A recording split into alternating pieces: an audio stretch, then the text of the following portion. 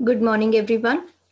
As you know that today you were having your ICT exam, and here I'm going to discuss the answer key of today's question paper. So, without wasting time, let's start with the first question. The first question was here: describe how a microprocessor uses the data from input devices to control an automatic cooker. So, number of times I have been discussed about this topic. That few things you need to remember, that what is the use of a microprocessor and what is the use of a sensor. Two things you need to remember. So, microprocessor will store the required temperature as a preset value, or it also stores the cooking time or the start time as a preset value, end times as a preset value. So, first of all, start time and end time will be stored, and then microprocessor subtracts cooking time from end time, and then result will be compared with the current time. If the current time and calculated time are the same, microprocessor switches on the heater. Microprocessor compares temperature from sensor to preset temperature.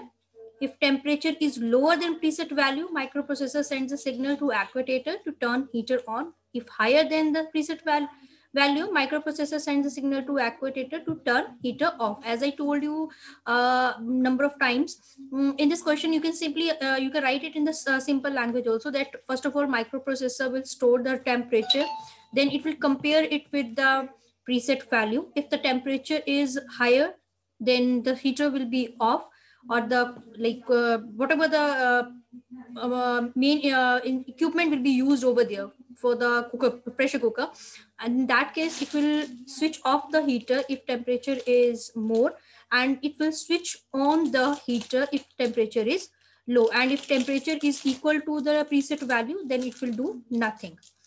Next question we were having: identify 5 different items of data that are input at an ATM when cash is withdrawn by a customer and read from the card. This is the easiest one question. Nothing you were supposed to do in this. Simply, you were supposed to write that what you are going. So in this, whenever you are going to withdraw money from the ATM, what different information you need or you can have access: account number, expiry date, ATM pin, what amount you want to withdraw, what is the card limit, and language you want to choose, receipt is required or not, in any other thing which is or any other option which is available here. If you're writing that, it will be considered as a correct answer. Next is: a mining company has asked a knowledge engineer to devise an expert system to help them with their prospecting for valuable minerals. Describe how this expert system would be created. So this question is from the chapter System Life Cycle. And first of all, the first step is here. If you remember the steps of the six steps of the system life cycle, it will be very easy to understand. Uh, Data is gathered, collected from the experts. Knowledge base is designed and created. A structure to relate each item in the knowledge base is created. An interrogation technique to assess the data is created. A user interface, method of displaying the results or inputting data, input screen, output screen, whatever is required will be designed. Inference engine is designed and created. Rule base is designed and created. The system is tested. So all these points must be in a sequence. Sequence is very important. If you're written in proper sequence, the full marks will be awarded to you. Next, we are having next question number 4. 1 minute. A developer is writing a program to record the results of examinations taken by students in a school. The programmer will be tested to make sure that it works. There are 3 types of test data that can be used to test a system: normal, abnormal, and extreme. What is meant by abnormal and extreme test data? Basically, in this marking scheme, this is mentioned here the name of the test system also, but in your question paper, I do remember it was you were also supposed to give the names of the test system. So normal, abnormal, and extreme will be the one question answer. That will be the type of test system. And for what is normal data, data within the range of acceptability, that will be normal data. Abnormal will be that will out of the range, or if incorrect data you have typed, that will be abnormal data. Extreme, that is at the boundary or the limit of the acceptability. Here you can see data that is on the boundary or the limit of the acceptability is known as the abnormal data. Next, we are having a smartphone has many uses. For example, making and receiving telephone calls. Give for other uses of smartphone. Answer is not mentioned here, but this is one of the easiest question. Even the small child, a small kid in grade 3 or grade 4 child studying kid, I can also tell that what can we do in a smartphone other than making and receiving the phone calls. We can send messages, we can use emails, we can use social media, we can click photographs, we can make videos, we can use Facebook and all. That is social media. That all comes under social media. Fine. So next question we are having. WBA is a company that makes little profit. Its newly commissioned ICT system is ready to be implemented. It needs the new system to be in use as soon as possible. Describe the advantages and disadvantages of using parallel running compared with direct changeover as a method of implementing the system. And you have to choose which of these two methods, choose which of these two methods of implementation WBA should use. Give reasons for your choice. So first of all, you have to tell the advantages and disadvantages of parallel running and direct changeover. In the parallel running, you know that new system and old system both will be working side by side. It will not happen that when new system is developed, then old system will be closed and new system will only work. In parallel, it means both the system will be working side by side. In direct changeover, what will happen that old system will be completely replaced from the with the new system. So in the advantages or disadvantages, if we say, because if you know that what is parallel running system and what is direct changeover, it will be very easy to mention or write the advantages and disadvantages. If we go to talk about the parallel running, there is always this old system to fall back on the event of new system. Failing information is not lost. Always a second copy will be available. But in case of direct changeover, like direct changeover where new system, like old system has completely replaced with the new system, if the things will go wrong, you can lose your data and old system will not be available.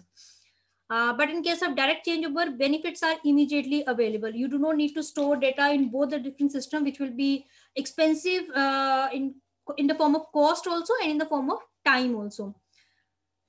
Parallel running is more expensive to implement, as two set of workers have to be employed, because if new system is being developed, we need some set of employees who should be well enough or good enough to work with the old system, as well as we need to train the new staff also for the new system.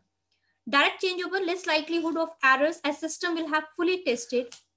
So if this is like one condition is there that you have to test the system before you start implementing. So chances of error will be very less, but still there can be chances of error. Direct changeover is quicker to implement than parallel running. Reason behind this, I have already told you that staff which you require, that will be only required to train for the new system. You do not need to train the staff for the old system. Suppose if you are hiring new staff and you're going to you hire them for the old system, you need to train them for the old system also and the new system also. Direct changeover, training is more difficult to organize. Parallel running, training can be gradual. It can go slowly. That if both the systems are working, new and old, then some employee might be possible they are working on the old system and some staff will be trained with the new system, and then they will be familiar, then another set will be taken, they will be trained. This way it can be gradually it can be taken forward. Direct changeover would be more suitable as company probably would not be able to afford to use parallel running. So it will be expensive. So sometimes companies not able to afford due to the cost. So direct changeover will be more beneficial. Direct changeover would be more suitable as the company needs it to be implemented quickly. If you want to implement it quickly, then direct changeover will be more suitable. So it is mentioned here that must have at least one mark for reason or for choice in order to gain full mark. So at least one reason must be given, one of them, because advantages and disadvantages only somehow making the sense that why we should use the direct changeover or the parallel running system. Next, we have some students are studying the amount of pollution in a river. They are using a computer to measure the pollution using sensor. The results are recorded and printed. Name two sensors they should use to measure the amount of pollution. So this is a very simple question. The knowledge-based question is this. temperature sensor, light sensor, pH sensor, O2 sensor, or O2 sensor, that is oxygen, CO2 sensor, that is carbon dioxide. Next is explain why this is not an example of computer control. There are no output control devices. The computer is not acting as a result of the input. The output has no effect on the input. So we have control devices and measuring devices or measuring applications. So two different applications are. One is a measuring application, one is a control application. Control application, like when we are saying that like if temperature is more, then how a microprocessor should behave, or how, what action it should take. So when it is controlling the output, then it is control. It is when it is only measuring that what is the amount of pollution. It is only measuring. It is not going to control the amount of pollution which is available in the river. It is only measuring the amount of pollution. So that's why it is not a computer control application. It is only a measuring application. Name a type of software which would be used to store the results. So spreadsheet or database software can be used for that. Name a type of software which would be used to produce a report incorporating graphs. So it can be database. DTP is a desktop publishing software, word processing, presentation, web authoring software, database, anyone can be written. Describe the steps involved in monitoring the pollution. So first of all, sensor will be placed in the river. In the first point, you will place the sensor in the river, and then the sensors feedback sends data to the computer. So whatever sensor, well, suppose if it is a CO2 sensor, if it is a O2 sensor, pH sensor, or temperature or light sensor, whatever sensor it is there, it will read and send the data to the computer. It means that read and send the data to the microprocessor, but microprocessor does not understand the analog signal. So that's why it will convert it from analog to